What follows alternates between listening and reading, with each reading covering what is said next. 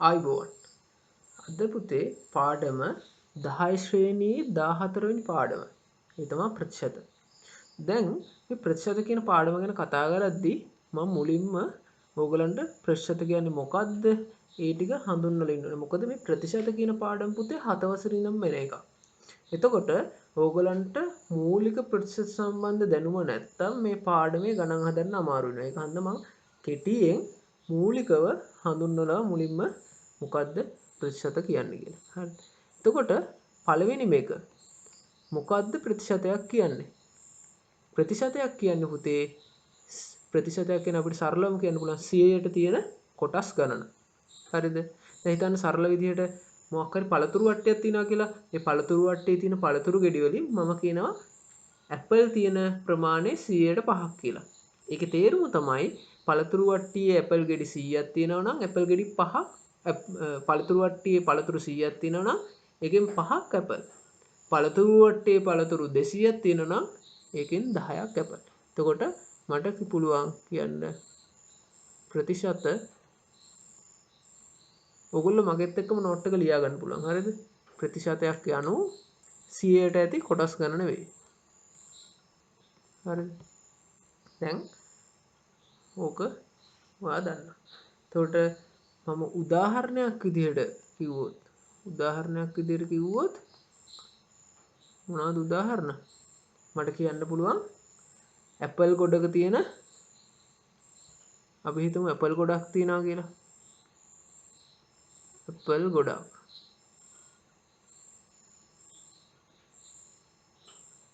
Apple ගොඩක ඇති Apple වලින් නරක් වූ ප්‍රතිශතය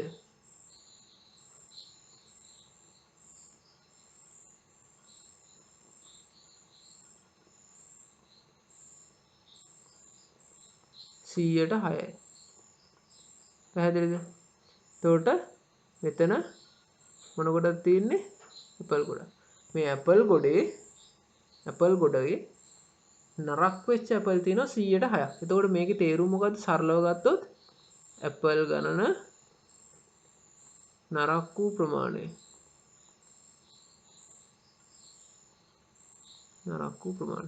දැන් ඇපල් 100ක් තිබ්බොත් පුතේ කියන්නේ ඇපල් ගෙඩි 6ක් නරක් වෙලා. ඇපල් 200ක් තිබ්බොත් ඒ කියන්නේ ඇපල් ගෙඩි 12ක් නරක් වෙලා. ඇපල් 50ක් තිබ්බොත් ඒ කියන්නේ ඇපල් ගෙඩි 3ක් නරක් වෙලා. එතකොට ඕක හරිම සරලයි. ඕක තේරෙන්න ඕනේ කිසි ගැටලුවකින් තොරව. ඒ වගේම මම තව උදාහරණයක් ඔයාලට කියන්නම් ප්‍රතිශතය වැඩි වෙන අවස්ථාවක්. හිතන්න ව්‍යාපාරයක ලාභේ ව්‍යාපාරයක් තියෙනවා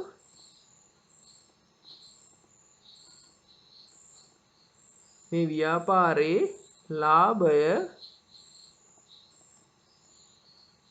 100ට 150. 100ට 150 මම මේ උදාහරණයක් ගන්න. හරිද? සත්‍ය උදාහරණ මොනවද මේ? ඔයාලට තේරුම් කරන්න උදාහරණ. එතකොට අපි මේ ලාභය කොහොමද හැදෙන්නේ? යෙදූ මුදලට සාපේක්ෂව. යෙදූ මුදල ලාභය.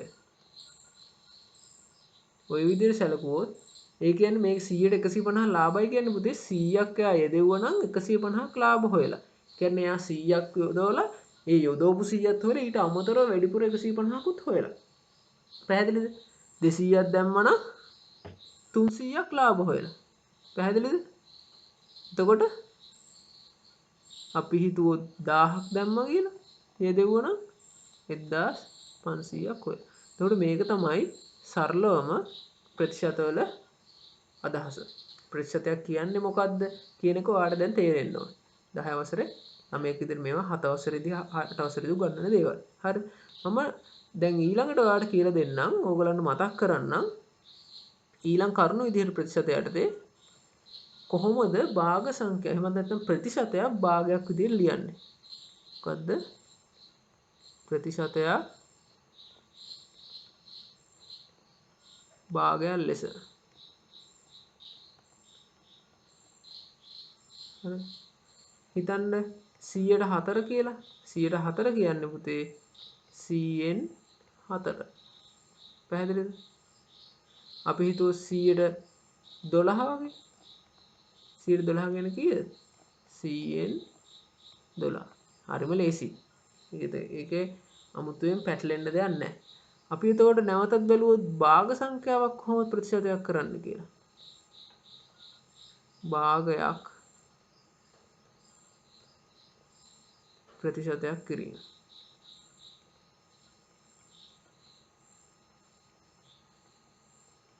හරිද? එතකොට භාගයක් කොහොමද ප්‍රතිශතයක් කරන්නේ? භාග සංඛ්‍යාව අපි ගත්තොත් අපි හිතමු 4න් 3 වගේ භාග සංඛ්‍යාවක්. මේක සරලවම ගත්තොත් මට මේ විදිහට කියන්න පුළුවන්. 4න් 3 කියන්නේ පුතේ 4ක් තියෙන තැනකින් 3ක්. හැබැයි ප්‍රතිශතයක් කියන්නේ 100ට කීයද කියන එක. එහෙනම් මේ 4 මම 100 කරගත්තා නම් හරි. 4 100 කරගන්න මම 25න් වැඩි කරනවා. මේ පැත්තත් 25න් වැඩි කරනවා. එහෙනම් 3 වැඩි කිරීම 25 75යි. එහෙනම් මට එනවා 100ක් තිබ්බනම් 75 කියන්නේ ප්‍රතිශතය කීයද? 100ට මේක සමාන වෙන්නේ කීයටද? 175ට. ඒ වගේ ඕනම් භාග සංඛ්‍යාවක් ඔයාට ප්‍රතිශතයක් විදියට ලියන්න පුළුවන්. උදාහරණයක් විදියට 5න් 3. එතකොට මේ විදිහට ඒක ක්‍රමයෙන් හොයනවට වඩා මට ලේසියෙන්ම කරන්න පුළුවන් මේක 100ට 100න් ගුණ කරා නම් පුතේ. 5ට 5 ඒවා 1යි 100ට 5 ඒවා 20යි. 100ට 3 60යි 100ට 60යි. කලින් උදාහරණයක් මම මේ විදිහට හදලා පෙන්නන්නම්. 4න් 3 වැඩි කිරීම 100ට 100. 4ට 4 ඒවා 1යි 100ට 4 ඒවා 25යි. 25ට 3 75යි. අර උත්තරේ වෙනවා ලේසියෙන්. එතකොට ඔයා හොඳට මතක තියාගන්න ඕනේ කොහොමද භාගයක් ප්‍රතිශතයක් කරන්නේ, ප්‍රතිශතයක් භාගයක් විදිහට ලියාගන්නේ, මොකද්ද ප්‍රතිශත කියන්නේ කියන එක ඔළුවේ තියෙන්න ඕනේ මේ පාඩම ඉවරනකම්. හරි. එහෙනම් අපි යමු මේ 10 වසර පාඩමේ මොකද්ද අපි උගන්වන්නේ කියලා බලන්න. දැන් පුතේ මේ පාඩම ගත්තම මේ පාඩමේ ප්‍රතිශත සම්බන්ධ වෙන්නේ බදු වර්ග වලට සහ පොලියට. දැන් මේ මොනවද බදු වර්ග කියන්නේ? බදු වර්ග කියන්නේ පුතේ රජයට විවිධ වියදම් තියෙනවා. මේ වියදම් පියව ගන්න ජනතාවගෙන් සල්ලි ගන්න ක්‍රමයට තමයි අපි බදු කියලා කියන්නේ. හරිද? බදු වර්ග. එතකොට මොකද්ද බදු කියන්නේ? ජනතාවගෙන් රජයේ සල්ලි අය කරන ආකාරය. අපි ඒවට කියනවා බදු වර්ග කියලා. එතකොට දැන් රජය මේක අය කරගන්න ක්‍රම දෙකක් තියෙනවා. එකක් තමයි මිනිස්සුන්ට සිද්ධ වෙන මොකක් හරි සේවාවක් සැපයුවොත් හරි ඒ සේවාවට හරි එහෙමත් නැත්නම් ඒ කරපු වැඩේට කෙලින්ම රජයට සල්ලි ගෙවන්න. එහෙමත් නැත්නම් කෙලින්ම සල්ලි ගෙවන්නේ නැතුව අපිට ඒ සල්ලි අපෙන් වක්‍රාකාරව අරගන්න අවස්ථාවල් තියෙනවා. එතකොට මේ ආකාර දෙක අනුව බදු වර්ග කොටස් දෙකකට කඩන්න පුළුවන්. එකක් තමයි ඍජු බදු, එහෙමත් නැත්නම් අනිත් එක තමයි වක්‍ර බදු. මොකද ඍජු බදු කියන්නේ පුතේ අපෙන් කෙලින්ම ඍජු බදු. ඍජු බදු කියන්නේ අපෙන් කෙලින්ම සල්ලි ලබා ගන්නවා රජය විසින්. අනිත් එක තමයි වක්‍ර බදු. පැහැදිලිද? හරි. වක්‍ර බදු. අපි දැන් මේවා ගැන කතා කරමු. එතකොට මොනවද ඍජු බදු වර්ග? ප්‍රශ්නේ තමයි මොනවද ඍජු බදු වර්ග? ඕගොල්ලන්ට පුතේ ඍජු බදු යටතේ බදු වර්ග 3ක් ගැන කතා කරනවා. එකක් තමයි වරිපනම් බදු,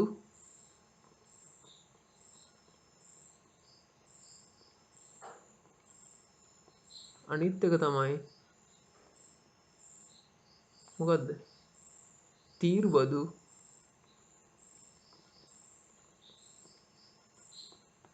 අනිත් එක තමයි ආදායම් බදු.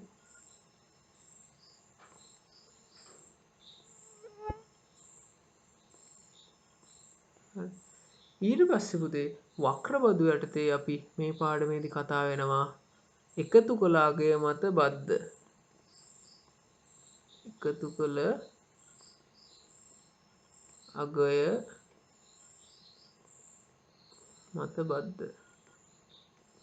මේක මෙහෙම කිව්වට කට්ටිය දන්නේ නැහැ. පුරුදු වචනේ තමයි පැට් බද්ද කියන එක. හරි වැට් බද්ද. එහෙනම් මේ පාඩමේ අපි කතා කරන ඔය බදු වර්ග ටික තමයි කතා කරන්නේ. මම කියලා දෙනවා එකෙන් එක මොනවද වරිපණම් බදු කියන්නේ, මොනවද තීරු බදු කියන්නේ, මොනවද ආදායම් බදු කියන්නේ, මොකද්ද වැට් බද්ද කියන්නේ කියලා. හරිද? ඊළඟ එක අපි මේ පාඩම යටතේ කතා කරනවා පොලිය. පොලිය කියන්නේ පුතේ දැන් බදු වර්ග ඇවිල්ලා රජය විසින් අය කරන ගන්නේ නේද? රජය විසින් මිනිස්සුන්ගෙන් අය කරන මුදලට තමයි බදු වර්ග කියන්නේ. එතකොට මේ බදු අය කරන්නේ යම්කිසි ප්‍රතිශතාත්මකව. රුපියල් 100ක් දෙන්න ඔයා රුපියල් 500ක් ඔයා දෙන්න එහෙම කියන්නේ නැහැ. ප්‍රතිශතාත්මකව තමයි අය කරන්නේ. ඒකයි මේ ප්‍රතිශත කියන පාඩම යටතට මේ කොටස වැටෙන්නේ. එතකොට පොලිය කියන්නේ පුතේ හිතන්න අපිට මොනවා හරි ණයට අපි ගත්තොත් ඒ ණය ගෙවද්දී අපි සල්ලි ළඟ තියාගෙන හිටිය වෙනුවට වැඩිපුර ගෙවන මුදලට තමයි අපි පොලිය කියන්නේ. එහෙමත් නැත්නම් අපි සල්ලි බැංකුවක වගේ දෙයක තැන්පත් කරොත් ඒ තැන්පත් කරලා අපි අවුරුද්දකින් විතරේ සල්ලි ගද්දී අපිට තැන්පත් කළාට වඩා වැඩිපුර හම්බෙන සල්ලි ප්‍රමාණයට තමයි අපි පොලිය කියලා කියන්නේ. පැහැදිලිද? එතකොට පොලිය දෙපැත්තටම තියෙනවා. ඒක ණයක් ගද්දී අපි පොලිය ගෙවනවා බැංකුවට. අපි සල්ලි තැන්පත් කරොත් බැංකුව අපිට පොලිය ගෙවනවා. හරිද? එතකොට පොලිය ප්‍රධාන වශයෙන් කොටස් දෙකක් තියෙනවා. එකක් තමයි සුළු පොලිය. අනිත් එක තමයි පුතේ වක්‍ර වැල් පොලිය. වැල් පොලිය. මොකද්ද මේ සුළු පොලිය? සුළු පොලිය කියන්නේ පුතේ දැන් අපි අපේ පොලිය ප්‍රතිශතය අපේ මූලික මුදල මත විතරක් නම් පදනම් වෙන්නේ අපි ඒකට කියනවා සුළු පොලිය කියලා. උදාහරණයක් විදිහට කිව්වොත් දැන් මම අවුරුද්දකට ණයක් ගන්නවා 100ට එකක පොලිය යටතේ. රුපියල් 100ක් ගත්තයි කියලා හිතන්න. මම පළවෙනි අවුරුද්දේ ගෙවන්න ඕනේ 100 සහ තව රුපියලක්. පැහැදිලිද? අවුරුද්දකට ගන්න මම ගෙවනවා පළවෙනි අවුරුද්ද රුපියල් 50. හරිද? එතකොට පළවෙනි අවුරුද්දේ පොලිය මට රුපියලයි ගෙවන්න ඕනේ. ඒ 100ට රුපියලයි. දෙවෙනි අවුරුද්දේ මම ඉතුරු 50 ගෙවනවා. එතකොට දෙවෙනි අවුරුද්දටත් මම අර රුපියල ගෙවන්න ඕනේ. පැහැදිලිද? එතකොට හිතුවොත් මම බැංකුවට සල්ලි දානවා 100ට එකක පොලිය යටතේ. සුළු පොලිය යටතේ. එතකොට මම ඕන පළවෙනි අවුරුද්දේ බැංකුවට සල්ලි දාලා ගන්නවා රුපියලක්. හරි 100ක් දාලා. හැබැයි දෙවෙනි අවුරුද්දෙත් මට හම්බෙන්නේ රුපියලයි. මොකද 101ට නෙමෙයි දෙවෙනි අවුරුද්දේ පොලිය හැදෙන්නේ. සරලවම කිව්වොත්. පොලියට පොලිය එකතු වෙලා මුදලට පොලිය එකතු වෙලා නැවත පොලිය හැදෙන්නේ නැහැ. මූලික මුදල විතරක් පදනම් වෙලා ගණිතනු කරන ඒවාට තමයි අපි සුළු පොලිය කියලා කියන්නේ. වැල් පොලිය කියන්නේ පුතේ මුදලට මුදල එකතු වෙලා ගණිතනුව ඉදිරියට ඇදෙන ඒවා. හරි. දැන් වැල් පොලිය ගැන 10 වසරේ නෑ 11 වසරේ තියෙන්නේ. හැබැයි O level පේපරේ දෙවෙනි කොටසේ දෙවෙනි ප්‍රශ්න පත්‍රයේ එක කොටසේ පළවෙනියට තියෙන ගාන තමයි මේ ප්‍රතිශත සම්බන්ධ ගාන. එතකොට ඒකට මේ සියල්ල එන හන්දයි මම මතක් කිරීමක් වශයෙන් මෙහෙම දෙයක්ත් තියෙනවා කියන්නේ වැල් පොලිය කියන එක මෙතන සඳහන් කරේ. හරි. දැන් අපි එකෙන් එක මේ බදු වර්ග ගැන ඉගෙන ගමු සහ පොලිය ගැන ඉගෙන ගමු. හරි. දැන් පුතේ මෙතන වරිපණම් බදු කියන එකේ නිර්වචනය මම ලිව්වා. මොකද්ද?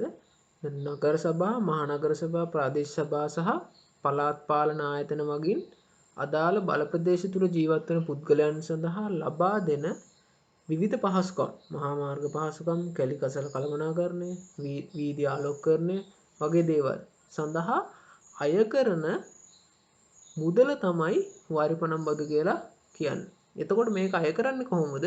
මේ ඉඩම් වල සහ දේපල වල වටිනාකම රජය විසින් වසරකට සැරයක් තාක්සේරු කරනවා. එතකොට ඒ තාක්සේරු වටිනාකමට යම් ප්‍රතිශතයක් තමයි වරිපණම් බදු ලෙස අපි ගෙවන්න ඕනේ රජයට. හරිද? එතකොට හොඳට මතක තියාගන්න මේ කාරණාව.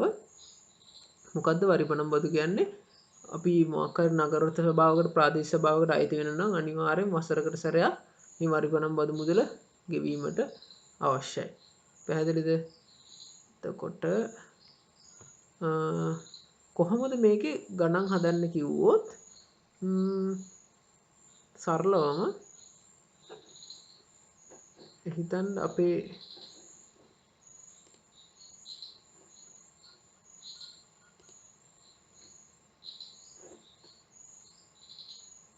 හරි කොහොමද මේ ගණන් හදන්නේ මේ සමීකරණය කියන්නේ මේක සරල දෙයක් වාර්ෂික වරිපනම් මුදල සමාන වෙන්නේ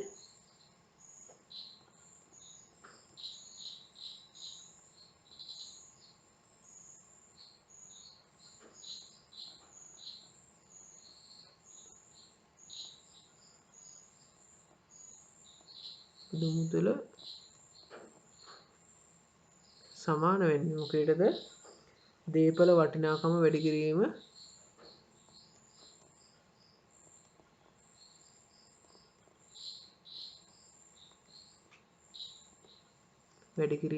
බදු ප්‍රතිශතයට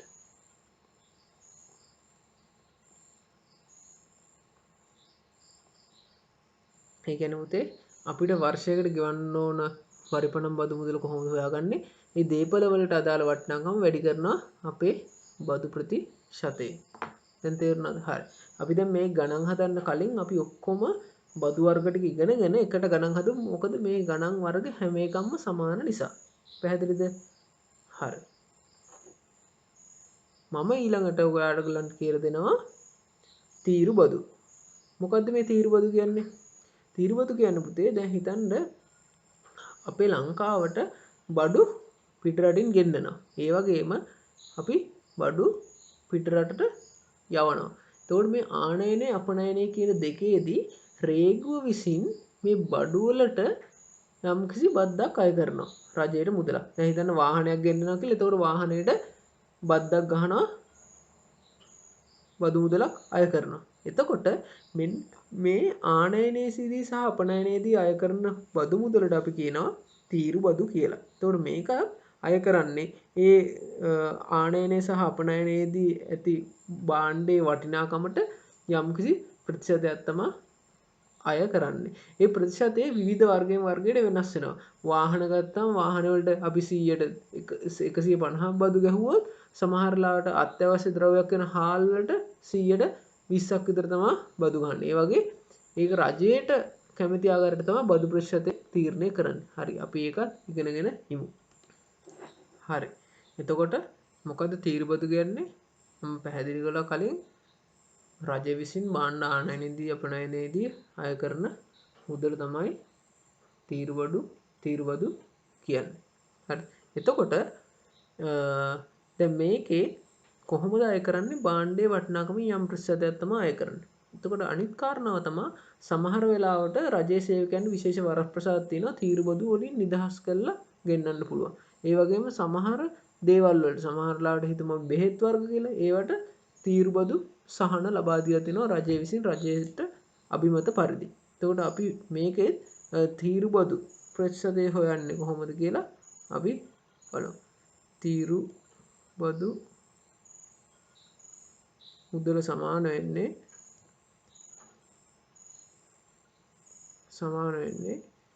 වටිනාකම කලින් දේපල වටිනාකමෙන් බදු ප්‍රතිශතය වැඩි කරලා තමයි ගත්තේ. ඒ වගේම මෙතන භාණ්ඩයේ වටිනාකමෙන්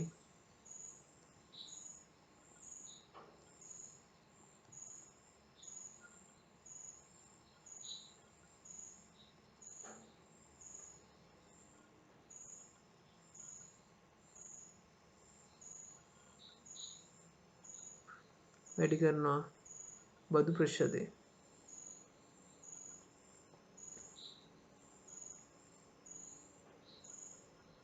හොඳට මතක තියාගන්න කලින් එක වගේමයි කලින් වරිපණම් මුදල හෙව්වේ දේපල වටිනාකම බදු ප්‍රතිශතයෙන් වැඩි කළා. දැන් මෙතන තීරු බදු මුදල හොයාගන්නේ භාණ්ඩයේ වටිනාකම බදු ප්‍රතිශතයෙන් වැඩි කළා. හරි. අපි ඊළඟට ඉගෙන ගන්නවා ආදායම් බදු පිළිබඳව. හරිද? හරි. එතකොට දැන් අපි ආදායම් බදු ගැන කතා කරා. එතකොට ආදායම් බදු කියන්නේ පුතේ දැන් හිතන්න අපි වාර්ෂිකව උපයන ආදායම යම්කිසි මුදලකට වඩා වැඩි වුණාම රජය විසින් ඒකට බද්දක් අය කරනවා. එතකොට අන්නේ බද්දට තමයි අපි කියන්නේ ආදායම් බදු කියලා. එතකොට ඔයාලට නිර්වචනය දෙනවා පුද්ගලයෙකුගේ වාර්ෂික ආදායම කිසියම් සීමාවක් ඉක්මවන විට ඒ සඳහා රජය අය කරන ලබන බද්ද ආදායම් බදු නම්. එතකොට දැන් මේ මහ බැංකුව විසින් තීරණය කරලා තියෙනවා ආදායම් බදු ප්‍රතිශත පටිපාටිය. පැහැදිලිද? එතකොට ඒක තමයි මේ 2013 මහ බැංකුව වාර්තාව අනුව ලක්ෂ 5ක් උපයන එක්කෙනෙක් වර්ෂයකට ආදායම් බදු වලින් එයා නිදහස්. එයා ලක්ෂ 10ක් හෙව්වනම් ඒ කියන්නේ පළවෙනි ලක්ෂ 5ට අමතරව ඊළඟ දෙවෙනි ලක්ෂ 5 උපයන. අන්නේ දෙවෙනි ලක්ෂ 5ට 104ක ආදායම් බදුත්, තුන්වෙනි ලක්ෂ 5ට 108ක ආදායම් බදුත්, හතරවෙනි ලක්ෂ 5ට 112ක ආදායම් බදුත්, පස්වෙනි ලක්ෂ 5ට 116කත්, හයවෙනි ලක්ෂ 5ට 120කත් ඊට වැඩි හැම මුදලකටම 124ක ආදායම් බද්දකුත් අය කරනවා රජය විසින්. හරි. එතකොට ඕක තමයි ආදායම් බදු වල කතන්දරේ. එතකොට මේකෙත් සමීකරණයක් විදිහට අමුතුවෙන් ලියන්න දෙයක් නැහැ. ආදායම් බද්ද සමාන වෙන්නේ වාර්ෂික ආදායම වැඩි කිරීම බදු ප්‍රතිශතයට. හරිද? හරි. එතකොට දැන් අපි බදු වර්ග ගැන සියලුම දේ ඉගෙන ගත්තා. දැන් මේ ඔක්කොම ඉගෙන ගත්තේ ඍජු බදු. පැහැදිලිද? දැන් අපි ඊළඟට ඉගෙන ගන්නවා වක්‍ර බදු හෙවත් වැට් බද්ද ගැන. හරිද? හරි. එකතු කළ අගය මත බදු. එහෙම නැත්නම් වැට් බදු. එතකොට මොකද්ද මේ වැට් බදු කියන්නේ? මම කලිනුත් කියලා දුන්නා. භාණ්ඩයක් මිලදී ගද්දී හරි සේවාවක් ලබා ගද්දී හරි රජය විසින් අය කරන ලබන බද්ද. මේක වක්‍රාකාර බද්දක්. අපි ගිහිල්ලා කෙලින්ම රජයට මේක ගෙවන්නේ. අපි භාණ්ඩයක් මිලදී ගද්දී භාණ්ඩෙට වැට් බද්ද ගහලා තමයි ඒකටත් ගෙවලා තමයි අපි සල්ලි දීලා බඩුව ගන්නෙ. දැන් හිතන්න අපි බිස්කට් පැකට් එකක් කෑවා කියලා. ඒකේ ගෙනාපු ද්‍රව්‍ය වලට රේගුවේදී හරි කොහෙද හරි බදු ගහලා තියෙනවා. එහෙමත් නැත්නම් ඒක ඒ බිස්කට් පැකට් එකට වැට් බද්ද අය කරලා තියෙනවා. දැන් හිතන්න අපි ටෙලිෆෝන් බිල් හැදිලා එද්දි රජය විසින් මේ වැට් බද්ද ගහලා තමයි අපිට බිල එවන්නේ. හරි. එතකොට මේ බද්ද මේ වැට් බද්ද ගණනය කරන්නත් අපිට කලින් වගේම සමීකරණ පාවිච්චි කරන්න පුළුවන්. හැමතිස්සෙම අපි ලියාගත්තේ මේ විදිහටමයි වැට් බද්ද සමාන වෙන්නේ පුතේ. අපි හැමතිස්සෙම දෙවෙනියට වටිනාකම. මොකද්ද දැන් මේ වටිනාකම? භාණ්ඩයේ හෝ සේවාවේ වටිනාකම. භාණ්ඩයේ හෝ සේවාවේ වටිනාකම වැඩි කිරීම බදු ප්‍රතිශතය. හරි. දැන් ඕගොල්ලෝ ඍජු බදු වර්ග 3 සහ වක්‍ර බදු යටතේ එකතු කළ අගය මත බද්ද කියන දේ ගැන ඉගෙන ගත්තා. දැන් අපි මේකෙන් ගණන් හදන්නේ කොහොමද කියලා බලන්න යන්නේ. හරිම ලේසි කොටසක්. දැන් අපි ඔක්කොම ඉගෙන ගත්ත ගණන්. හරි. දැන් පුතේ ගණන් හදද්දී මේක හරිම ලේසි වෙන්න හේතුව තමයි මේ හැම බදු වර්ගයකටම එහෙම නැත්නම් හැම පොලිය ප්‍රතිශත ගානකටම හදන්න තියෙන්නේ එකම ක්‍රමය. ඔයාලට දෙන්න පුළුවන් මොනවද කියන ගණන් ටික ඔයා දන්නවනම් විභාගයට යන්න කලින්ම ඔයාට විභාගයට ගිහලා උත්තරේ ලියන්න පුළුවන්. මේ ප්‍රතිශත කියන පාඩම පුතේ ඇත්තටම කිව්වොත් ඔයාට ගෙදර ඉඳන් ඕලෙවල් විභාගයකට අරගෙන යන්න පුළුවන් ලකුණු. පැහැදිලිද? හරි. දැන් එතකොට මම කියන්නම් කොහොමද මේක ඒ තරමට ලේසි වෙන්නේ කියලා. හොඳට බලාගන්න මේ ගණන්. හරි. දැන් හිතන්න මේ සමීකරණය ගන්න. මේ වැට් බද්ද සම්බන්ධයෙන් සමීකරණය. මේ වැට් බද්ද සම්බන්ධ සමීකරණේ නොදන්නා පද කීයක් තියෙනවද පුතේ මේ සමීකරණේ? එහෙම නැත්නම් වීජී පද වැට් බදු මුදල.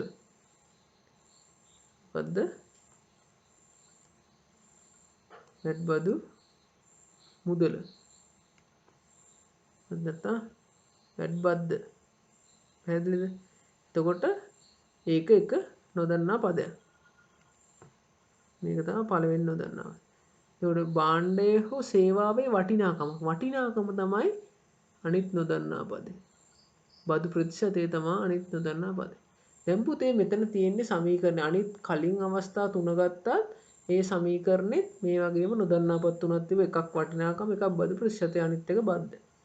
එතකොට මේ නොදන්නා පද තුනක් තියෙන සමීකරණයක ඔයාගෙන් ප්‍රශ්නයකට අහද්දී මේ සමීකරණය සුළු කරගන්න පුළුවන් වෙන්න අනිවාර්යෙන් 3න් 2ක් දෙනවා. 3න් 2ක් දීලා තමයි එකක් අහන්නේ. එතකොට සමීකරණය විසඳලා ඔයාට උත්තරය ගන්න පුළුවන්.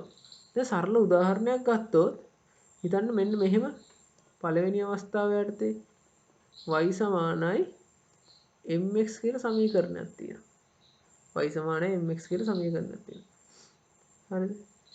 මේ සමීකරණේ මම m දීලා x දීලා y වාගෙන් අහුවොත් උත්තරේ ගන්න පුළුවන්ද බැරිද? පුළුවන්. mx තියෙනවා නම් හිතන්න m2යි x4යි කියලා 2 4 8යි y වල උත්තරේ අපිට ගන්න පුළුවන්. එහෙනම් ඕක තමයි පළවෙනි අවස්ථාව. මේකෙත් එහෙමයි. ඔයාට භාණ්ඩයේ වටිනාකම දීලා බදු ප්‍රතිශතය දුන්නම ඔයාට වැඩි බද්ද හොයන්න පුළුවන්. ඒකට දෙවෙනි අවස්ථාව ගත්තොත් ගණන් එන්න පුළුවන්. ඒ මොකද්ද?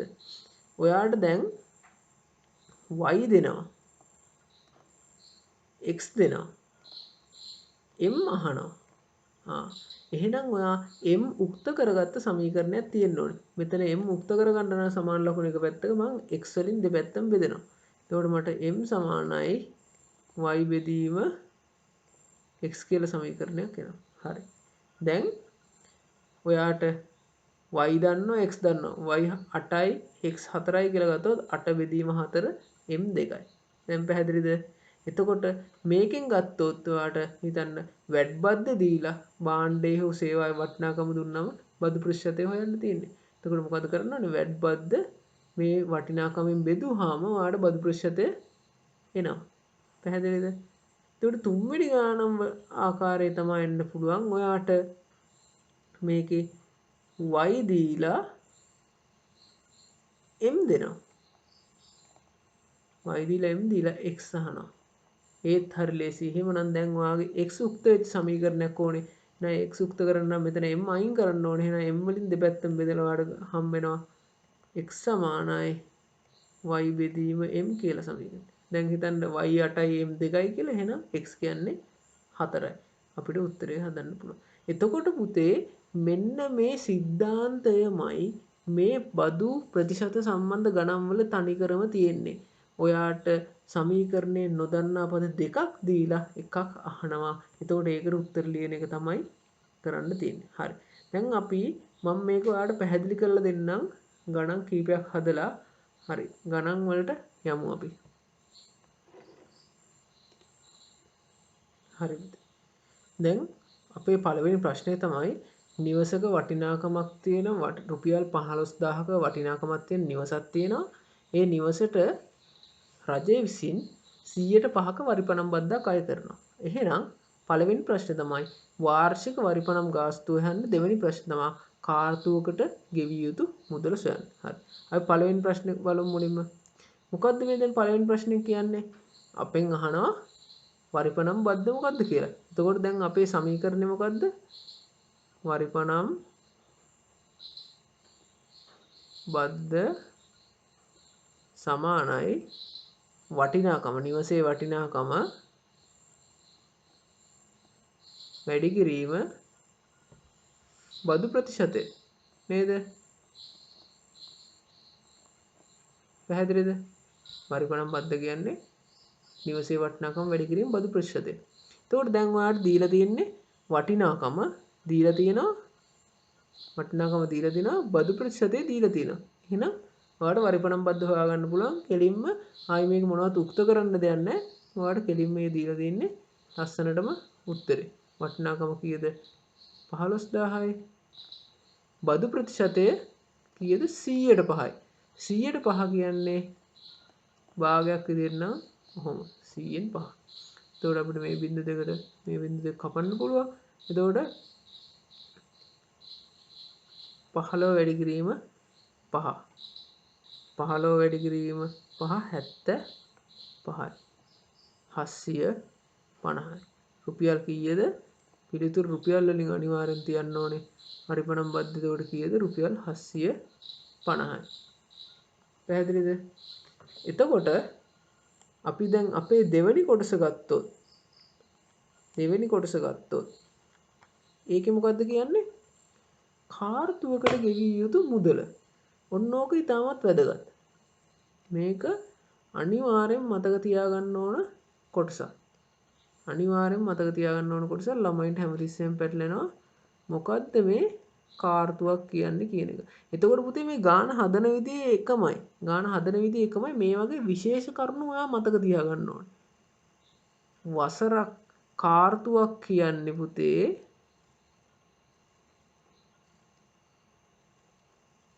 කාර්තුවක් සමාන වෙන්නේ මාස 3කට. පැහැදිලිද? එහෙම නැත්නම් එක අවුරුද්දකට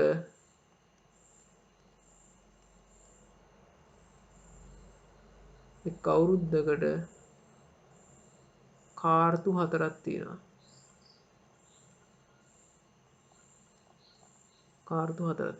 ඒකට හොඳට මතක තියාගන්න මේක ඉතාමත් වැදගත්. ළමයි ඔක 3යි 4යි කියන එක පටලවනවා. හොඳට මතක තියාගන්න. කාර්තුවක් කියන්නේ මාස 3ක්. අවුරුද්දට කාර්තු තියෙනවා 4ක්. හරි. දැන් එතකොට මේ කෑල්ල දන්න එක්කෙනාට දෙවෙනි කොටස ගාන හැදුවා වගේ තමයි. දැන් ආයෙ අමුතුවෙන් මේක හදන්න දෙයක් මට ඉතුරු වෙලා නැහැ. මේ කොටස විෂය කාරණාව දන්නවනම් මොකද්ද? කාර්තුවකට ගෙවිය යුතු මුදල. වසරක මුදල තියෙනවා. වසරක බදු මුදල සමානයි 750යි. එහෙනම් කාර්තුවක හොයන්න මේක 4ෙන් බෙදන්න ඕනේ. වසර 4ෙන් බෙදුවාම මේ පැත්තත් 4ෙන් බෙදුවා වසර 4ෙන් බෙදුවාම තමයි කාර්තු එකක් එන්නේ. කාර්තු එකක් එන්නේ. ඒකට 754ෙන් බෙදුවාම ඔයාට එනවා පැහැදිලිවම මේ ප්‍රශ්නෙට අදාළ පිළිතුර. ඒ කියන්නේ ඔයා කාර්තුවකට ගෙවන්න ඕන කරන. ඔයාට එනවා 187,750 රුපියල්. පැහැදිලිද? එතකොට මේ ගාන ඉතාමත් සරල ගානක්. හරි. අපි දැන් ඊළඟ ගානට යමු. හරි. දැන් දෙවෙනි ප්‍රශ්නේ මොකද්ද? ලේසි ප්‍රශ්නයක්. කැමරාවක වටිනාකම රුපියල් 12000ක් වෙලා තිනවා. 12000ක් වටින කැමරාවක් එයා ගෙන්නද්දි ලංකාවට ගෙන්නද්දි තීරු බදු මුදලක් විදියට රුපියල් 3000ක් අය කරලා තියෙනවා. එතකොට ප්‍රශ්නේ තමා මොකද්ද ඒ අය කරපු තීරු බදු ප්‍රතිශතය? ඒ කැමරාවට අය කරපු තීරු බදු ප්‍රතිශතය මොකද්ද? එතකොට ඕක තමයි ප්‍රශ්නේ. එතකොට දැන් මේක තීරු බදු ප්‍රතිශතය කියන එක දැක්ක ගමන් ළමයි බය වෙලා මේක තේරෙන්නේ නැහැ වගේ හිටියොත් මේ ගාන හදන්න බෑ. හැම තිස්සෙම මතක තියාගන්න මේ වගේ ප්‍රතිශත ගානක ඔයා කරන්න ඕන පළවෙනිම පියවර තමයි මොකද්ද? ඒ අදාළ සමීකරණය ලියා ගන්න එක. මේ බදු වල පොලියවල සමීකරණය කියලා තියෙන හැමතිස්සෙම මොකක් හරි බදු ප්‍රමාණය සමාන වෙන්නේ වටිනාකම වැඩි කිරීම බදු ප්‍රතිශතයට. එතකොට අපි හිතමු බදු මුදල සමීකරණය ලියාගත්තොත් බදු මුදල සමාන වෙන්නේ භාණ්ඩයේ වටිනාකම වැඩි කිරීම බදු ප්‍රතිශතය. කොහොමද මම කියන්නේ නේද? හරි. දැන් එතකොට ඔයාලට බදු ප්‍රතිශතය හොයාගන්න පුළුවන් වෙනවා. කොහොමද දැන් බදු ප්‍රතිශතය හොයන්නේ? ඔයාලට බදු මුදල දීලා වටිනාකම දීලා දැන් අහන්නේ බදු ප්‍රතිශතය. අන්න දැන් තමයි මේ සමීකරණය යුක්ත කරගන්න ඕන පුතේ බදු ප්‍රතිශතය කියන එක. එතකොට මම කලින් අර පැහැදිලි කරා වගේ මේ සමීකරණය මේක යුක්ත කරගන්න නම් ඔයා මොකද්ද කරගන්න ඕනේ? සමීකරණය එක පැත්තක බදු ප්‍රතිශතය තනි කරගන්න නම් මේ පැත්තේ තියෙන මේ වටිනාකම කියන එක අයින් කරන්න වටිනාකමෙන් බෙදන්න ඕනේ. පැහැදිලිද? එතකොට අපි ඒ කරපු දේ මේ පැත්තටත් කරන්න ඕනේ සමාන ලකුණක් තියෙන නිසා. නැත්තම් ඒක වෙනස් වෙනවනේ. තරාදියක එක පැත්තට මොන හරි දැම්මොත් අනිත් පැත්තටත් කරන්න ඕනේ. එතකොට මේ පැත්තේ වටිනාකම කැපිලා ගිහිල්ලා ඔයාට දැන් නැවත සමීකරණය අලුත් මුහුණුවරකින් හෙනවා බදු ප්‍රතිශතය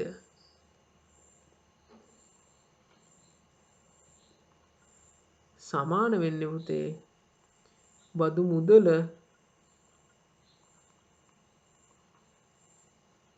බෙදනම් පුහාම වටිනාකමෙන්. එතකොට හරිම ලේසි. මේ වගේ ගානක අමුතුවෙන් ඔයාලට කරන්න දෙයක් නැහැ. ගාන කොච්චර ලොකුවට තිබ්බත් කියවන්න ඔයා කියවල ඒ අදාළ වටිනාකමයි ඒ බදු මුදල හරි තීව්‍ර ප්‍රතිශතය හරි අරගෙන සමීකරණයට දාලා උත්තරේ ගන්න තියෙන්නේ. එතකොට මේක මේ කටපාඩම් කිරීමක් නෙවෙයි මේක කිට කියන්නේ පුතේ අවබෝධයෙන් ගණන් හදනවා කියලා. එතකොට බදු මුදල කීයද? රුපියල් 3000යි වටිනාකම කීයද? රුපියල් 12000යි. එතකොට ඔයාට එනවා මේක සුළු වුණාම 3ට 3 ඒවා 1යි 12ට 3 ඒවා 4යි. 4න් 1යි කියන්නේ 0.25යි. අපි මේක එහෙමත් නැත්තම් දැන් අපිට 4න් 1 කියලා ආවනේ 0.15 කියන ගන්න ඕනෙත් නැහැ. මෙතන මම අර කලින් දශම සම්බන්ධ ගණන් ප්‍රතිශත සම්බන්ධ ඒවා ඉගැන්වුවේ මේ ගණන් හදන්න ඕන වෙනවා. දැන් මෙතන 4න් 1 කියලා ආවනේ. මේක ප්‍රතිශතයක් නෙවෝනේ. බදු ප්‍රතිශතය අහන ප්‍රතිශතයක් විදියට කරන්න අපි මේක භාගයක් ප්‍රතිශතයක් කරනකොම 100ට 100ෙන් ගුණ කරලා. එතකොට අපිට එනවා 4ට 4 1යි 100ට 4 ඒවා 25යි 100ට 25යි කියලා. පැහැදිලිද? හරි. එතකොට හරිම ලේසි මේ වගේ ගණන් හදන්න. හරි. අපි දැන් ඊළඟ ගාන බලමු. හරි. දැන් අපේ තුන්වෙනි ප්‍රශ්නේ. මොකක්ද තුන්වෙනි ප්‍රශ්නේ තියෙන්නේ? දුරකථන බිලක ප්‍රමාණය තමයි අපි ගෙවන්න ඕන ගෙවිය යුතු මුදල රුපියල් 2500ක්. ඒකට වැට් බද්ද විදියට 115ක් අය කරලා තිනවා. අපේ පළවෙනියටම අහන්නේ මොකද්ද වැට් බදු මුදල කියලා. දෙවෙනියට අහනවා ගෙවිය යුතු මුළු මුදල. එතකොට පළවෙනි ප්‍රශ්නෙට උත්තරය ලියමු. එතකොට දැන් මේක වැට් බදු වුණාට හරිම සරලයි. අපේ වැට් බද්ද සමාන වෙන්නේ මොකේද? අපේ සමීකරණයට අනුව වැට් බද්ද සමාන වෙන්නේ වටිනාකමනේ. බිලේ වටිනාකම මොකේ හරි වටිනාකම වැඩි කිරීම බදු ප්‍රතිශතය. හරි. දැන් අපි බලමු මොනවද දීලා තියෙන්නේ කියලා. වටිනාකම එහෙමත් නැත්නම් දුරකථන ගාස්තුව දීලා තියෙනවා. දුරකථන බිලේ වටිනාකම දීලා තියෙනවා. නැත්නම් දුරකථන ගාස්තුව දීලා තියෙනවා. බදු ප්‍රතිශතය දීලා තියෙනවා. අපෙන් අහන්නේ බද්ද. එහෙනම් මේ සමීකරණය යුක්ත කරන්න දෙයක් නැහැ. කෙලින්ම ආදේශ කරලා උත්තරේ ගන්න පුළුවන්. වටිනාකම රුපියල් 2500යි වැඩි කරනවා වැට් බද්ද 100ට 15යි. පැහැදිලිද? ඊට මේ බිංදු දෙකට මේ බිංදු දෙක කැපෙනවා. එතකොට අපිට 25 වැඩි කිරීම 15 කියන උත්තරේ තමයි 25 වැඩි කිරීම 15 කියන උත්තරේ තමයි වැට් බද්ද විදිහටනේ රුපියල් 375යි. එතකොට ඔයා ලේසියෙන්ම වැට් බද්ද කීයද කියලා හොයාගත්තා. අපි දෙවෙනි කොටසට ගියොත් දැන් පුතේ මෙතන මේ එකම වෙනස තමයි දැන් කලින් අපි හිතුවොත් ආදායම් බද්ද කියලා නිවස මේ ආදායම් බද්ද නෙමෙයි අපි හිතුවොත් වරිපණම් බදු කියලා නිවසේ වටිනාකමක් තියෙනවා. ඒ වටිනාකමට වරිපණම් බදු ප්‍රතිශතය අය කරපුවම එන වරිපණම් බද්ද අපි රජයට ගෙවනවා. එච්චරයි.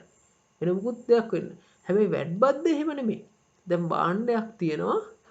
එහෙම නැත්නම් දුරකථන බිලක් තියෙනවා. ඒ බිල රුපියල් 2500යි. අපි වැට් බද්ද 115ක් ගහලා තියෙනවා. එතකොට මේ වැට් බද්ද හොයලා ඒ වැට් බද්දත් එක්ක තමයි දුරකථන ගාස්තුව ගෙවන්න ඕනේ. පැහැදිලි? එතකොට ගෙවන්න අවශ්‍ය මුළු මුදල කීයද වෙන්නේ? වැට් බදු මුදල වැට් බද්ද එකතු කිරීම ගාස්තුව සමාන වෙනවා 2500 එකතු කිරීම 375. එතකොට එනවා අපිට 2875ක් රුපියල්. පැහැදිලිද? දැන් එතකොට මේ ගාන දැන් බලන්න මෙතන මේ හරිම ලස්සන දෙයක් මම මෙතන ඔයාලට පෙන්වන්න යන්නේ. මේකත් අර වගේ තරු 3ක් දාගන්න පුළුවන් අවස්ථාවක්. දැන් මෙතන බලන්න මේ දුරකථන ගාස්තුවෙන් අපි මේ දුරකථන ගාස්තුවේ 100%ක් තමයි වැඩ් බද්ද විදිහට අය කරේ. එතකොට මේ කෑල්ල මේ 375 කියන්නේ 100%. එතකොට දැන් අපි මේ 375 කියන්නේ 100%. නම් මේ 2500 කියන්නේ කොච්චරද?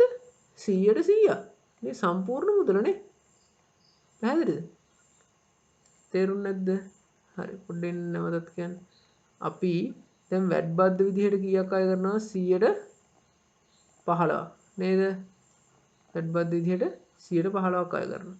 එතකොට මේ 115 කියන්නේ මේ 2500 කියන මුළු මුදල.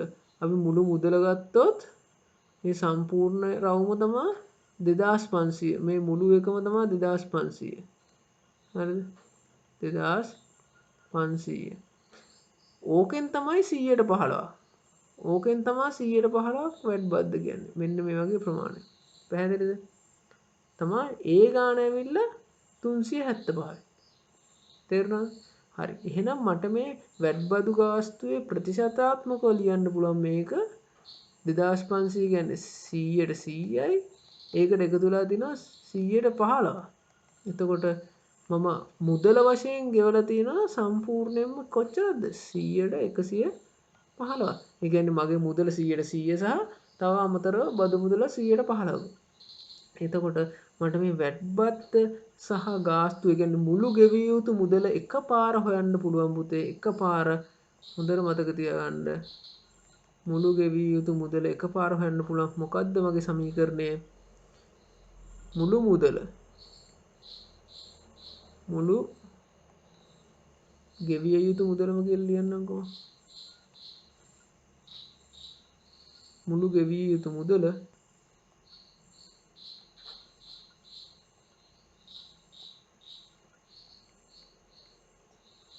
සමාන වෙන්නේ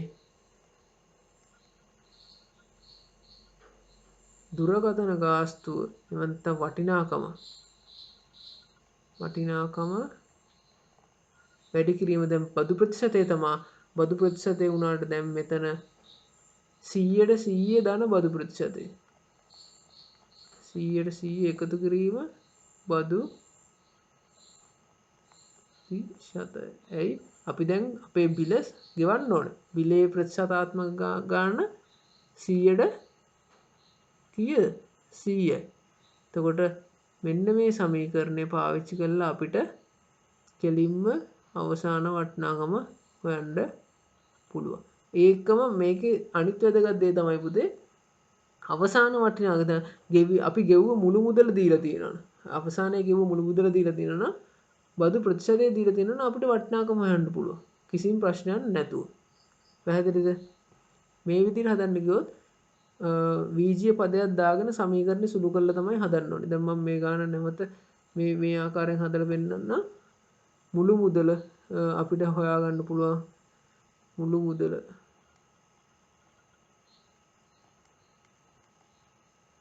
සමානයි වටිනාකම ඇවිල්ලා 2500 වැඩි කිරීම 100ට 115.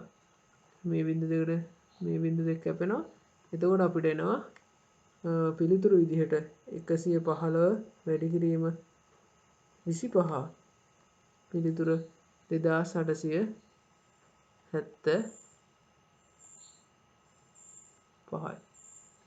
රුපියල්. එතකොට පිළිතුරු දෙකම සමානයි. ඒ වුණාට මේ ක්‍රමය හොඳට මතක තියාගන්න අපිට ගණන් හදද්දි මේක ඉතාමත් වැදගත් වෙනවා. හරි. අපි බලමු ඊළඟ ගාන. හරි. දැන් අපිට හතරවෙනි ගානේ තියෙන්නේ වැඩ් බද්ද සම්බන්ධයෙන්ම ගාන. ජල බිල්පතක් තියෙනවලු. ඒ ජල බිල්පත සඳහා ගෙවලා තියෙනවලු යා කෙලින්ම මුළු මුදල වශයෙන් 1725. වැඩ් බද්ද 115යිලු. අපෙන් අහනවා බදු රහිතව ජල බිල්පතේ ගණන කීයද? හරි. මෙන්න මේ වගේ ගානක් හදන්න තමයි මේ සමීකරණය අපිට ඕන වෙන්නේ. පැහැදිලිද? දැන් මෙතන මුළු මුදල සම්බන්ධ වෙලා තියෙන හන්ද අපි මුළු මුදල සම්බන්ධ වෙච්ච සමීකරණයක් පාවිච්චි කරන්න ඕනේ. එහෙම නැතුව අපිට වැඩ් බද්ද කියන එක හොයලා වැඩක් නැහැ. අපි මෙතනදී වැඩ් බද්ද කියන එක හෙව්වොත් වැඩ් බද්ද බද්ධ සමානයි අපේ වටිනාකම වැඩි කිරීම බදු ප්‍රතිශතය. එහෙමත් නැත්නම් 100ට 15 කියන එක දාගෙන මේ ගාන හැදුවොත් වැඩ් බද්ධ කියන එක දාලා අපි මේ වැඩ් බද්ධ කියන එක දන්නේ නැහැ. එතකොට මේක දන්නෙත් නැහැ, වටිනාකම දන්නෙත් නැහැ. නොදන්නා පද දෙකක් තියෙනවා සමීකරණ. එතකොට මේක හදන්න පොඩ්ඩක් අමාරු වෙනවා. මේ විදිහට හදන්න පුළුවන් බීජ පදයක් දාගෙන. හැබැයි ඊට වැඩිය ලේසි මොකද්ද? ඊට වැඩිය ලේසි අපි මේ පාවිච්චි කරපු සමීකරණයෙන් හදන එක. එකපාරින්ම හදන එක. මේ ක්‍රමයට වඩා ලේසි අපි හදාගත්ත සමීකරණය. අපි කලින් ගානේදී හදාගත්ත සමීකරණය පාවිච්චි කරලා ගාන හදන එක. මේ සමීකරණ ඕනේ ඔක්කොම මතක තියෙන්න ඕනේ කියලා නීතියක් නැහැ. මේක ඔයගොල්ලන්ට නිකන් සරල දෙයක්. දැන් අපි මුළු මුදල අපේ මුළු මුදල සමාන මුළු මුදල හොයාගන්න වෙන්නේ. දැන් කලින් අපි බදු මුදලනේ හෙව්වේ. දැන් බදු මුදල නෙමෙයි, දැන් කෙලින්ම එකපාර මුළු මුදලම හොයනවා. මුළු මුදලම බිල්පතේ මුළු මුදල සමාන වෙන්නේ අපේ වටිනාකමෙන් කම වැඩි කරපුවාම 100ට 100 දන බදු ප්‍රතිශතය. ඒ 100ට 100 කියන්නේ දැන් වටිනාකමට බදු ප්‍රතිශතයත් එකතු කරලා එතකොට අපිට කෙලින්ම මුළු මුදල එනවා කලින් වගේ. එතකොට මේක මම මුළු මුදල මෙතන 1725යි සමානයි වටිනාකම තමයි හොයන්නේ. එකක් මම මෙහෙම ලියා ගන්නවා. වැඩි කිරීම මේ බදු වැඩ් බද්ද 115යි 100ට 100 එකතු වුණාම 100ට 115. හැදෙන්නේ. එතකොට මම මේක වටිනාකම තියාගන්න ඕන හන්ද වටිනාකම හොයන්න ඕන හන්ද 100ට 115ෙන් බෙදනවා මේ පැත්තත්. එතකොට 100ට 115ට 115 කැපිලා යනවා. වටිනාකම සමානයි 1725 බෙදීම 100ට 125. මෙතන තියෙන්නේ 100ට 125. කියන්නේ 100න් 125. 100න් 125. බෙදීම 100න් 125 කියන්නේ වැඩි කිරීම 100 බෙදීම 115. පැහැදිලිද? ඒක හදන්න අවශ්‍යයි නම් මේ විදිහට සටහනක් වගේ දාගන්න පෙන්නන්නම් මම. 1725 බෙදීම 100ට 115 තමයි තිබ්බේ. මේකේ තේරුම තමයි පුතේ 1725 කියන එක බෙදන්නලු මේ 100න් 125 100න් 115 කියන එකේ. පැහැදිලිද? එතකොට මම මේ ගොඩාක් ප්‍රාථමික දේවල් කියන්නේ ළමයි සමහර කට්ටිය ගණන් හදන්න නැතුව මෙතනින් නවතිනවා. එයාට තේරෙන්නේ නැහැ මේක. ඒක තේරුම් ගත්තා නම් එයාට සම්පූර්ණයෙන්ම ගණන් හදාගන්න පුළුවන් හන්ද. හරි. 1725 මේ බෙදීම වැඩි කිරීමක් වෙද්දි භාග සංඛ්‍යාවේ උඩ යට මාරු වෙනවා. එහෙම නැත්නම් පරස්පරය ගන්නවා කියනවා. 115 බෙදීම 100. දැන් තමයි මේක ආවේ. 1725 115 වැඩි වෙලා. එතකොට අපිට එනවා 1,72,500ක් 1,72,500 බෙදීම 115. එතකොට ඒක 1,72,500 බෙදීම 115. මේක කපල ඉවරලා වෙන සුළු කරන්න පුළුවන්. කපලා සුළු කරලා හදා ගන්න පුළුවන්. මම එහෙම කරන්නේ නැහැ. ඔයගලන්ට ඒ විදිහට හදන්නත් පුළුවන්. මේ සුළු කරන කෑල්ල ඔයගලන්ට මේක බෙදා ගන්න පුළුවන් කියලා තමයි මම උපකල්පනය කරන්නේ. 10 වසර ළමයි රුපියල් 1,500. මම මේ ගණන් හදන්න කලින් ඕගොල්ලෝ මේ ගණන් තනියෙන් හදන්න. මේක බලලා කොපි කරලා ලියලා වැඩක් නැහැ.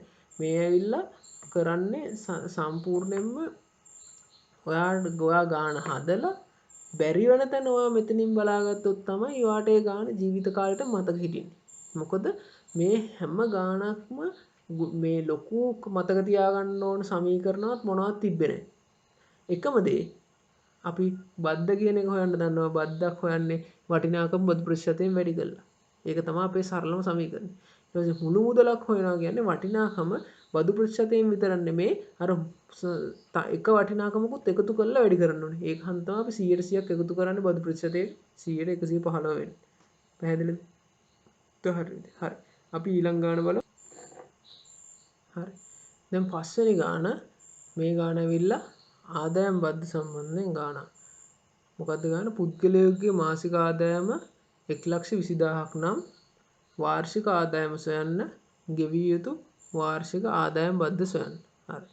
දැන් අපි මාසික ආදායම දන්නවා නම් අවුරුද්දකට ආදායම කොහොමද හොයන්නේ? 5 වසර ළමයෙකුත් හදනවා. අවුරුද්දකට මාස 12ක් තියෙනවා. එහෙනම් මේක 12න් වැඩි කරන්න ඕනේ. එතකොට අපිට එනවා 1,20,000 වැඩි කිරීම 12. එතකොට අපිට එනවා ලක්ෂ 14 ලක්ෂ රුපියල්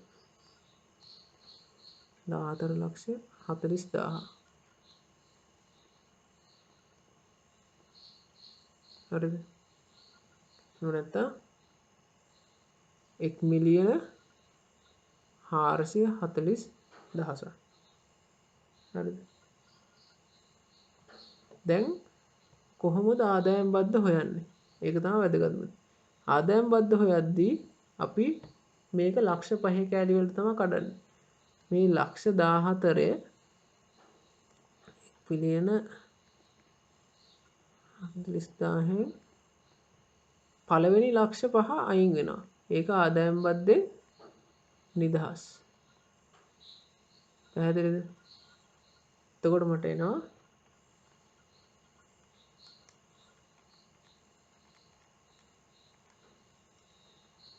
9,40,000.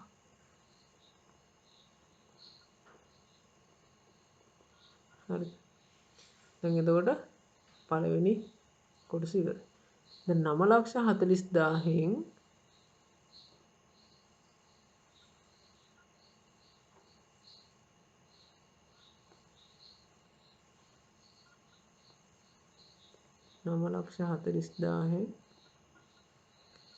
අපි පළවෙනි ලක්ෂ 5ට 104ක බද්දක් අය කරනවා. එතකොට කොච්චරද? 104ක බද්දක් අය කරනවා. එතකොට 4,40,000ක් ඉතුරු වෙනවා. මෙතනදී බදු මුදල පළවෙනි කොටස නිදහස්. දෙවෙනි කොටසේ ලක්ෂ 5ට 104ක් අය වෙනවා.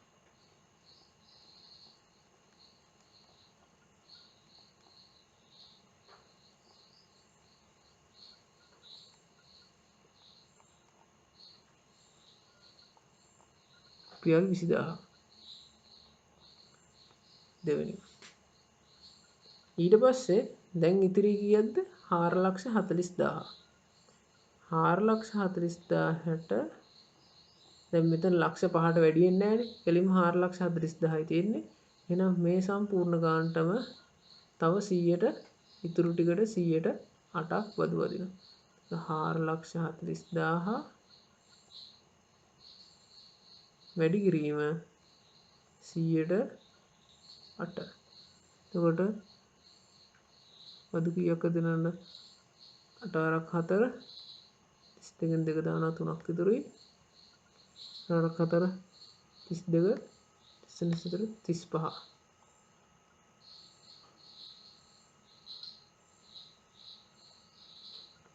35,200ක් බදු වදිනවා.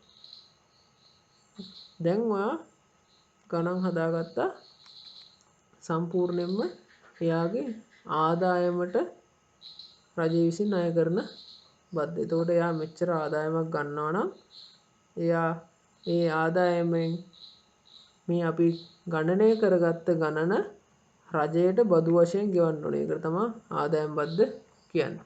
එතකොට එයා බදු විදිහට සම්පූර්ණයෙන් කීයක් ගෙවන්න ඕනේද? සම්පූර්ණ කීයක් ගෙවන්න ඕනේද? 20,000 දන 35,200. එතකොට 55,200යි. 55,200ක් රුපියල් බදු වශයෙන් රජයට ගෙවන්න ඕනේ. එතකොට එයාගේ පඩිය වාර්ෂික ආදායම 14,40,000ක් වුණා නම් නිසා තමයි එයා 55,200ක් බදු මුදලක් ගෙවුවේ. එතකොට දැන් ওই විදිහට තමයි ආදායම් බදු ගණනය කරන්නේ. මීට වඩා ලොකු මුදලක් තිබ්බනම් ලක්ෂ 5ට අපි හොයාගෙන යනවා. එතකොට පළවෙනි ලක්ෂ 5 ගත්තොත් මේක තමයි මෙතන වැදගත් දේ. මොකද්ද මෙතන වැදගත් දේ? පළවෙනි ලක්ෂ 5ට නැහැ. මම මෙහෙම එක කියලා දාන්නම්. පළවෙනි ලක්ෂ 5ට නැහැ. නම් දෙවෙනි ලක්ෂ 5ට 100ට 4ක බද්දක් ඒ කියන්නේ රුපියල් 20,000. පැහැදිලිද? ඊළඟට තුන්වෙනි ලක්ෂ 5ට 100ට මම මේක 8ක බද්දා එතන ප්‍රතිශතය දාන්න. ඒක ලේසි.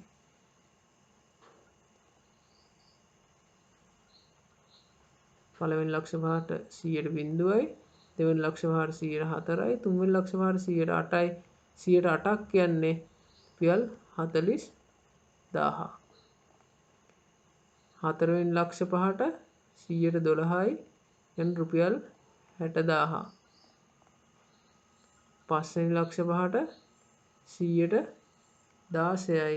ඒ කියන්නේ 80,000. හයවෙනි ලක්ෂ 5ට 100ට 20යි. ඒ කියන්නේ කීයද? හයවෙනි ලක්ෂ 5ට ලක්ෂයයි. එතකොට හයවෙනි ලක්ෂ 5 කියන්නේ ඔයා ගාව ලක්ෂ 30ක් වාර්ෂික ආදායම ලක්ෂ 30ක් නම් එයා මේ හයවෙනි ලක්ෂ 5ට ගෙවන්න ඕනේ ලක්ෂයක් බදු. පැහැදිලිද? කලින් ඒවට ගෙවන්න ඕනේ හයවෙනි ලක්ෂ 5ට ලක්ෂයක් ගෙවන්න ඕනේ. එතකොට මේ පිළිවෙලට බදු ගෙවාගෙන යනවා. ඉතිරි හැම ප්‍රමාණයකටම ඉතිරි වැඩි වෙන හැම ප්‍රමාණයකටම 124 ගානේ බදු වදිනවා. එතකොට මෙතන මම මේක රතු පෑනෙන් ලියලා තරු කීපයක් දාන්න හේතුව තමයි දැන් ඔයා දන්නවා රජයේ ගහන බදු මුදල අනුව මොකද්ද මෙයාගේ පඩි වාර්ෂික ආදායම මොන මට්ටමේ තියෙන්නේ කියලා. දැන් හිතන්න රජයේ බදු ගහන්න නැත්නම් එයා ලක්ෂ 5 අතර. රජයේ බදු 20,000ක් ගැහුවොත් එයාගේ පඩිය තියෙන්නේ කීයද? 20,000ක් වගේ මුදලක් ගැහුවොත් එයාගේ පඩිය ලක්ෂ 5ට වැඩි ලක්ෂ 10ක් නේ. 20,000ට අඩුවෙන් ගැහුවොත් ඒ කියන්නේ ලක්ෂ 5ත් ලක්ෂ 10ත් අතර. ඒ කියන්නේ ලක්ෂ 6 ලක්ෂ 7 ලක්ෂ 8 ලක්ෂ 9 අතර වෙන්න පුළුවන්. එතකොට අපිට මෙච්චරක් බදු ගැහුවොත් මේ 20,000ත් ගහන තව 40,000කුත් ගන්න. ඒ කියන්නේ ලක්ෂ 15ක් එයාට තියෙන්න ඕනේ. 60,000ක් ගන්න. 60,000. හැබැයි එතකොට 20,000ත් 60,000ත් අතර ගානක් නම් එයාගේ අතේ එයාට බදු ගහලා තියෙන්නේ. ඒ කියන්නේ හිතන්න 30,000. ඒ කියන්නේ එයා ලක්ෂ 15ක් නෑ එයාට ලක්ෂ 10ත් 15ත් අතර ගානක් තියෙන්නේ. ඒ වගේ අපිට මෙතනින් 1,20,000ක් බදු ගැහුවොත් එයාගේ අතේ එයා හම්බ කරලා තියෙන ලක්ෂ 20ක් වාර්ෂිකව. හැබැයි 60,000ත් 1,20,000ත් අතර නම් ලක්ෂ 15ත් ලක්ෂ 20ත් අතර. ඒ වගේම තමයි ලක්ෂ 2ක් බදු ගැහුවොත් එයාගේ වත්කම තියෙන්නේ ලක්ෂ 20ත් ලක්ෂ 25ත් අතර. ලක්ෂ 2ත් ලක්ෂ 1,20,000ත් අතර ගැහුවොත් බදු. එතකොට ලක්ෂ 3ක් බදු ගැහුවා කියන්නේ එයාගේ මොනවද? බදු තියෙන්නේ එයාගේ වටිනාකම ලක්ෂ 30ට වැඩි ලක්ෂ 3ටත් වඩා බදු ගන්නවා කියන්නේ ලක්ෂ 30ටත් වඩා වැඩි කියන එක. තේරුණාද? එතකොට මෙන්න මේකෙන් ඔයාට මේ ආදායම් බදු වල ගාන ආපස්සට හිතන්න පුළුවන්. මොකද්ද කරන්න පුළුවන්? ආපස්සට හිතන්න පුළුවන්. එතකොට මේ වගේ ගානක් අපි ඉදිරියේදී කතා කරන්න පුළුවන්. මේක ආපස්සට හිතන්න පුළුවන්. කොහොමද හිතන්නේ? මම සරල උදාහරණයක් ගත්තොත් දැන් හිතන්න ඔයාට 56,000ක් බදු ගැහුවා. රුපියල් 56000ක් බදු ගැහුවා. එයාගේ ආදායම කොච්චරද කියලා අහනවා. රුපියල් 56000ක් බදු. එහෙනම් රුපියල් 56000ක් බදු ගැහුවා නම් එයා වැටෙන්නේ මොන කැටගරි එකටද? මොන කොටසටද? මම මේක අමතරම කොටසක් ගන්න වෙනම පාඩක් පාවිච්චි කරන්න. මෙන්න මේ කොටසට. නේද? ඒ කියන්නේ එයා ලක්ෂ 10ට වැඩි ලක්ෂ 15ට අඩුයි. එහෙමනම් එයාගේ 20000ක් ගහලා තින්නේ පළවෙනි ලක්ෂ දෙවෙනි ලක්ෂ 5යි. ඒ කියන්නේ එයාගේ ආදායම දැන් ලක්ෂ 10ක් එහෙම් පිටින්ම තියෙනවා.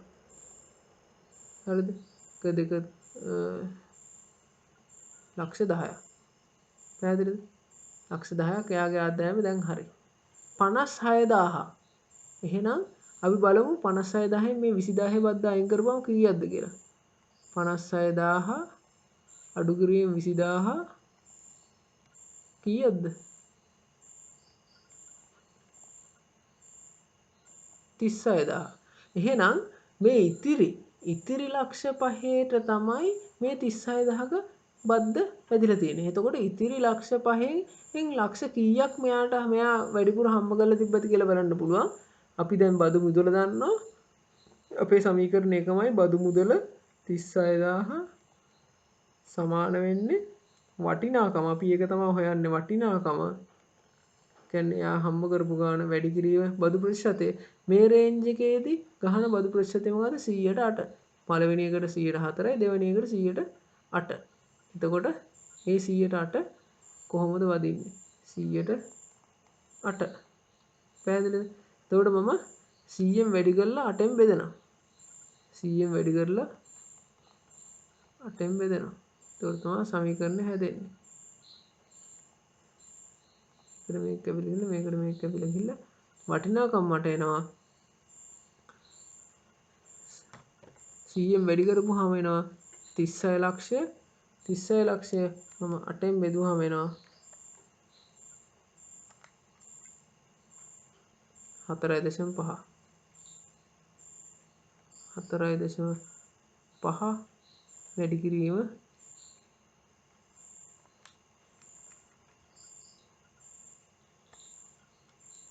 4,50,000. 4,50,000. ඒකට වටිනාකම මට හොයාගන්න පුළුවන්. එතකොට මෙන්න මේ ක්‍රමයට ආපස්සට ගාන හදාගන්න තමයි අපිට මේ කොටස අවශ්‍ය වෙන්නේ. ඒක තමයි මම මෙතනදී මතක් කරේ. හරි. අපි දැන් බලමු. දැන් මම උදාහරණ ගණන් කීපයක්ම හැදුවා. මේක ඇතුලේ අර විවිධ ආකාරයේ ගණන් තිබ්බා. මං කිව්වා මේක ඉතාමත් ලේසි දෙයක්. ඔය වරිපනම් බදු ආදායම් බදු වැට් බදු මොනවා කිව්වත් එකම විදිහට හදන්නේ. චූටි විනාශකම් කීපයක් විතරයි තිබ්බේ. මම දැන් ඒක කරලා පෙන්නුවා. ඊළඟට අපි පොලිය ගැන කතා කරමු. ඒකත් මේ වගේමයි නිර්වචනය විතරයි වෙනස්. ඊට පස්සේ ලේසියෙන්ම ගණන් හදන්න පුළුවන්. හරි. පොලිය. මම කලිනුත් කිව්වා පාඩම් පටන් ගද්දිම පොලිය අර්ථකථනය කරද්දි මොකද්ද පොලිය කියන්නේ කියලා. අපි පොලිය නිර්වචනය කරොත් අපි ණය මුදලක් සඳහා කිසියම් කාලයකට පසු ගෙවීමට සිදුවන වැඩිපුර මුදල. එහෙමත් නැත්නම් බැංකුවක මුදලක් දැම්මහම කිසියම් කාලයකට පස්සේ අපිට බැංකුව විසින් ගෙවන වැඩිපුර මුදලට අපි කියන නමක් තමයි පොලිය කියලා කියන්නේ. පොලිය මුදලට කියන නමක් තමයි පොලිය කියලා කියන්නේ. හරිද? එතකොට මේ පොලිය අපේ දාපු වටිනාකමේ ප්‍රතිකමට ප්‍රතිශතාත්මකව තමයි අපිට හම්බෙන්නේ. ඒකයි මේකට ප්‍රතිශත පාඩම ඇතුළට වැටෙන්නේ. එතකොට අපි දාපු මුදලට ප්‍රතිශතාත්මකව තමයි පොලියත් අපිට හම්බෙන්නේ. හරි. එතකොට මොකද්ද සුළු පොලිය කියන්නේ? සුළු පොලිය කියන්නේ ළමයි පොලිය ගණනය කරද්දී ඒ පාදක වෙච්ච මුල් මුදල පමණක් සලකලා ගණනය කරනවා නම් අපි ඒකට කියනවා සුළු පොලිය කියලා. ඒකට හේතුව තමයි අපි නැවත පොලිය මුළු මුදලට එකතු කරලා පොලිය කරන්නේ නැහැ. මුල් මුදල විතරයි ගණනය කිරීමට අපි භාවිතා කරන්නේ. හරි. එතකොට මේකෙත් අර විදිහමයි කිසිදු වෙනසක් නැහැ. මේකේ සමීකරණය අපිට ගන්න පුළුවන්. දැන් කලින් නම් බදු එහෙමත් නැත්නම් වරිපණම් ගාස්තු බදු වර්ගයේ සමානයි කියලා අපි ගත්තේ. දැන් මේකේ පොලිය සමාන වෙන්නේ වටිනාකම. එහෙමත් නැත්නම් අපි දාපු මුදල මේ නම විතරයි වෙනස්. මුදල වැඩි කිරීම පොලි ප්‍රතිශතය. එහෙම නැත්නම් ප්‍රතිශතය. පොලි ප්‍රතිශතය. එතකොට දැන් මේකෙත් අර විදිහමයි කිසිදු වෙනසක් නැහැ. මේකෙත් නොදන්නා පද තුනක් තියෙන්නේ 1 2 3 කිසිම වෙනසක් නැහැ. ওই තුනෙන් දෙකක් දීලා එකක් අහනවා. එතකොට ඔයාලට ගණන් වර්ග 3යි තියෙන්න පුළුවන්. ඒ ගණන් වර්ග 3 යටතේ ඔයාලට හදන්න තියෙන්නේ ওই තුනෙන් දෙකක් දුන්නාම එකක් තෝරගෙන සමීකරණ යුක්ත කරලා හදාගන්න. දැන් පළවෙනි ගාන විදිහට මම උදාහරණයක් කරන්නම්. සුළු පොලී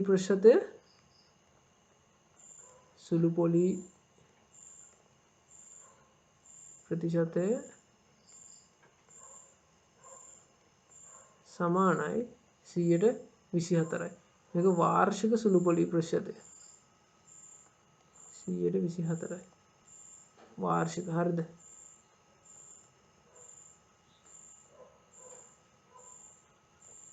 එතකොට ඊළඟට අපිට ගන්න පුළුවන් මේ ගානේ අපි යොදලා තියෙන මුදල සමානයි රුපියල් 8000යි. අපෙන් අහනවා පළවෙනි එක මාස 3කට ගෙවන්න අවශ්‍ය මුදල. මේක මේ ණය වාරිකය මාස 3කින් ගෙවන්න ඕන නම් මාස 3කදී ගෙවිය යුතු මුදල.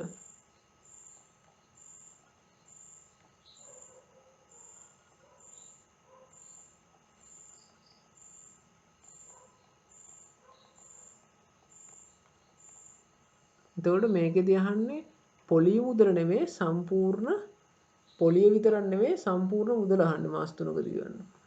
හරි. දැන් අපි වාර්ෂික සුළු පොලිය දන්නවා. එහෙමනම් වාර්ෂික එක දන්නා නම් මාසික පොලිය හොයා ගන්න ඕනේ. මාසික පොලී ප්‍රතිශතය සමානයි 124 මම බෙදනවා 12න්. එතකොට මට එනවා 102යි කියලා. පැහැදිලිද? ඊළඟ එක තමයි දැන් මගේ මේ සමීකරණයට දානවා මුදල තියෙනවා මං ගාව පොලී ප්‍රතිශතය තියෙන. එහෙනම් පොලිය හොයන්න පුළුවන්. මාසයකට පොලිය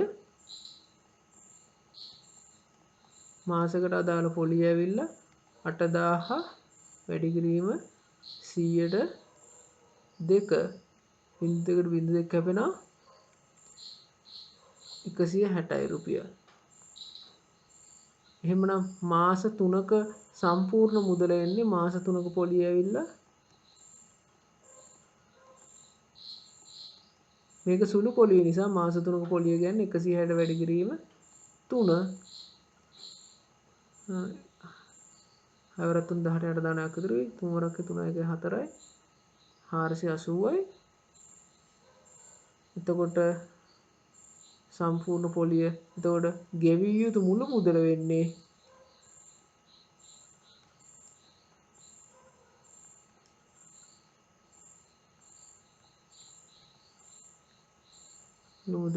සමාන වෙන්නේ 8000 එකතු කිරීම 480 සමානයි 8480යි රුපියල්. එතකොට මෙයා සුළු පොලී ප්‍රතිශතයක් යටතේ මාසයකට අවුරුද්දකට 124ක සුළු පොලී ප්‍රතිශතයක් යටතේ රුපියල් 8000ක මුදලක් ගත්තා නම් එයා මාස 3ක් අවසානයේ රුපියල් 8480ක් ගෙවන්න ඕනේ. හේතුව තමයි එයා මාසික පොලී ප්‍රතිශතය 2යි. එතකොට 8000ට 102ක් කියන්නේ 160යි. 160ව 3ක් එයා ගෙවන්න ඕනේ 480ක් මුදලත් එක්ක. හරි. එතකොට ඕක තමයි පළවෙනි ගාන. අපි බලමු ඊළඟ ගාන. තව හරි. දැන් අපිට මේ කලින් ගානේදී මෙන්න මෙහෙම දෙයක් කරන්න පුළුවන්. දැන් අපි මාසික පොලිය 102යි කියලා දන්නවා. එහෙනම් මාස 3කට පොලිය වෙන්නේ 106ක් නේද? 102 දන 102 දන 102 එහෙනම් මාස 3ක පොලිය 106ක්. එහෙනම් මෙයාගේ ගෙවිය යුතු මුළු මුදල කෙලින්ම අර කලින් වගේ එකපාර හොයන්න පුළුවන් මුළු මුදල සමාන වෙන්නේ මොකද්ද? අපේ වටිනාකම 8000 වැඩි කිරීම කීයද? දැන් අපේ 8000 කොහොමද ගෙවන්න ඕනේ? 8000 කියන්නේ 100ට 100ක්. ඊට අමතරව තව මාස 3කට 106ක් ගන්න ඕනේ. එහෙනම් 100ට 106ක්. 100ට 106ක්. මෙන්න මේක සුළු කරපුවාමත් ඔයාට එන්නේ 8480. පැහැදිලිද? අන්න ඒ වගේ තමයි මෙතන මේ ගාන සුළු පොලි ප්‍රතිශතය 125ක් වෙලා තිනවා. වසර 2කට පස්සේ වාර්ෂික සුළු පොලි ප්‍රතිශතය 125ක් වෙච්ච වෙලා තිනවා. වසර 2කට පස්සේ ගෙවපු මුළු මුදල 15000යිලු. එහෙමනම් ණයටගත් මුදල කීයටද කියලා අහන්නේ. එතකොට අපේ සමීකරණය තමයි දැන් මේකේ එක කොටසක් නෙවෙයි අහන්නේ මුළු මුදල දීලා තියෙන. එහෙනම් අපි මුළු මුදල සමාන වෙන්නේ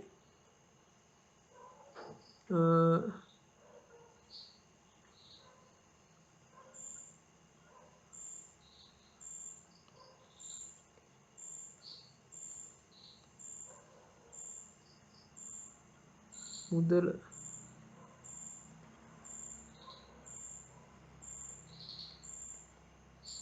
මුළු මුදල සමාන වෙන්නේ වටිනාකම වැඩි කිරීම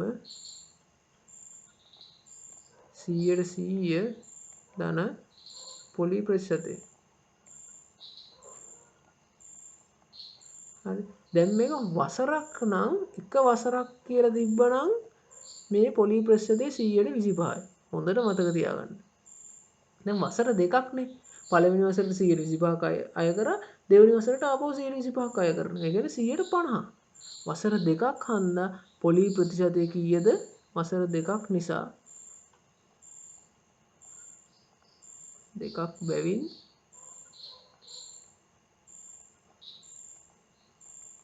පොලිය සමානයි 150යි.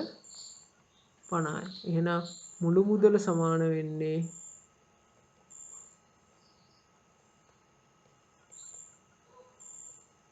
වටිනාකම වැඩි කිරීම 100ට 150. එතකොට වටිනාකම තමයි අපෙන් අහන්නේ. එහෙනම් වටිනාකම මුක්ත කරගන්න ඕනේ 100ට 150 දෙපැත්තම බෙදනවා.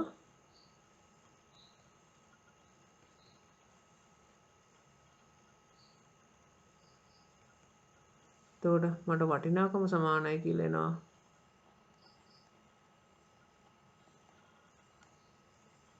මුළු මුදල කීයද? මුළු මුදල අපිට හම්බෙච්ච ගෙව්ව මුළු මුදල 15000 බෙදීම 100ට 150. එතකොට මේක අපිට ලියා ගන්න පුළුවන් 15000 වැඩි කිරීම 100 බෙදීම 150. එතකොට 150ට 150 එකයි 15000ට 150 ඒවා 100යි. 100 වැඩි කිරීම 100 10 1000යි.